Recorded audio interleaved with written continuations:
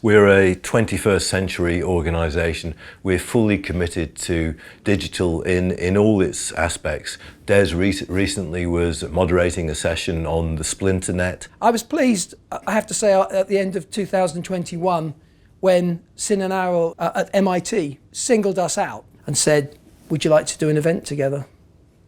It's fantastic to be here. I'm absolutely thrilled to be here and walk the hallowed halls of MIT. It's fantastic. He obviously recognises that I'm something of a digital visionary. So if you go to that email that Adina sent, there's an attachment that you need to download. You hover over the file and you right-click and then you click download. Okay. Run me through. Right-click again. You know, there's a lot of talk about cloud technology. I'm really sort of on the cloud. It's a drop-down menu and then you click on the download. Okay, that's clever. And is that new? Is that something that they've introduced recently? When you're riding on the cloud, I try not to get too bogged down in the day-to-day detail of small changes and, you know, where something is on a menu on a computer or something like that. Stuart, you're on mute. Can you unmute yourself? We are having a digital transformation. You know, I said to Stuart, you know, this time next year, you know, he'll be a chatbot. I think he's having an idea by the looks of it, the way he's waving his arms around. I think he's talking about the circus again. That looked like something. Yeah, I think he is. I wonder if there's a way that we can permanently remove the mute button from Stuart's Zoom.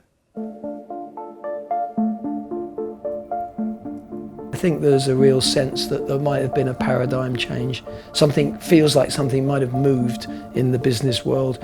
The movement towards sustainability, towards realizing that the whole planet is in jeopardy. I feel the movement for more inclusive management and leadership and organizations. I think there's a real sense that things are changing. We see people experimenting with the 4-day week, people exploring different working arrangements. I mean, the amazing thing is it's taken so long. I think there's a real momentum behind many of these issues now.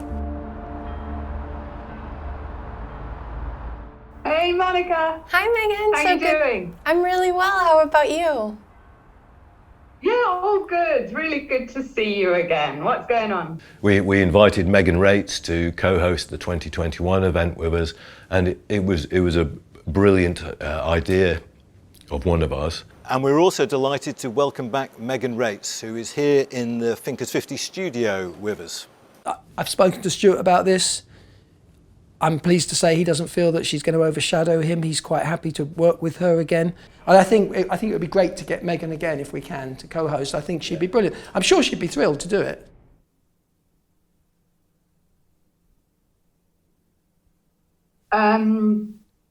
We're talking about the extent of her involvement in the gala, so I'll keep you can reassure her that she was good enough. It wasn't a problem with her performance.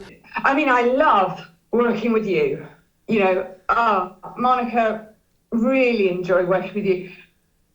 Was there anything specific that was an issue that we could address and improve this time around? I mean, it's everything, isn't it? In terms of improvement. Is she nervous of stealing the limelight, or you know? I mean, she's a very considerate. The therapy over my last year and a half has helped me to, you know, learn quite a lot from that experience. But they have these ideas, Monica, and I just don't know where they sit in a professional setting. Her family were in circuses, as I remember. Oh, really? Yeah, historically. How fantastic. She comes from a long line of circus performers. Okay. That's why she's a natural. I know, I thought I detected something. I didn't realise it was a circus background. What, the smell of the sawdust? I mean, I don't know how you do it. How do you manage that? Well, first off, I have a great therapist. I looked in her eyes a couple of times and I could see that there was deep emotion there. She did share some feedback. And as I said, I'm working on it. Is there anything we could use as an endorsement on the website? Stuart and Des have led, actually maybe not the right word, Stuart and Des have run Thinkers50 for years, and yet there isn't much thinking going on. It's either me doing my best to convince Megan, or there's a very strong chance that Stuart will invite Archie as the co-host. I hear what you're saying, and I don't disagree, but I really worry that if you say no, it's all gonna crumble. I'll do it, and I will do it for you, okay? But you owe me one, big time here. And Monica, I think at some point during this gala, you know, we've really got to have somebody who just really speaks truth to power now. I mean, frankly, you are going to be able to write the book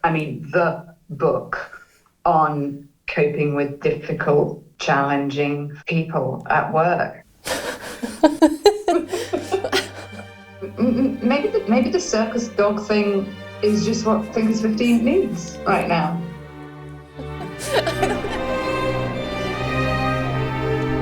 In recent years, we've been bringing on more and more people. We've been expanding our organization. We've been trying new things and getting engaged in different projects. I think something that is definitely on their minds is what's going to happen next. They can't really do this forever. All the way back then in 2001, we put all of the dreams and ideas and secrets in a vault. I'd forgotten about that. Yeah. Thinkers50 Vault and Archive is probably covered in cobwebs now. Oh, well, to some extent it's covered in cobwebs, but look what I found. I found them in the bottom of a drawer in my desk. Gary Hamill talked about strategy's dirty little secret. It's in our vault. The original 5 Forces framework from Michael Porter. We have a very good prototype of that. Clay Christensen's basketball. The original transcript of when Peter Drucker met Freud. C.K. Prahl had the model of the pyramid. He first inspired him. And they didn't get along. They didn't get along at all. I mean, they ended in a fist fight, you know, but we've got it. We've got the transcript. That's in there. So the challenge now is whether we keep the vault and our history to ourselves, or whether we share it with the world, whether we pass it on to the next generation. Are we really ready to hand over the keys to the vault? You know what young people are like. Where does that leave us? Where does that leave us? Yeah, and maybe that's the issue. Covered in cobwebs in a cellar. The vault is very personal to Des and I. All our insights come from retrospect. It's a lot of our history, our combined history. It's a lot of our friendship. It's a lot of our journey. The dilemma is easily solved, I think. We need to share them, because otherwise Des will lose the keys again.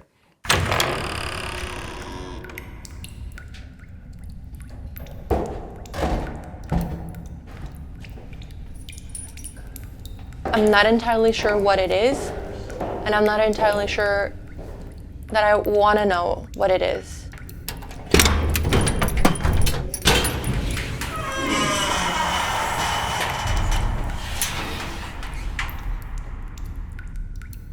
All that power, all that influence, all those secrets. It's beautiful, isn't it? Lovely.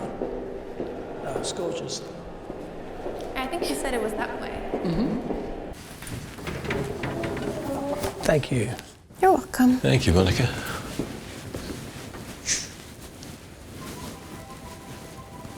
What a fantastic space.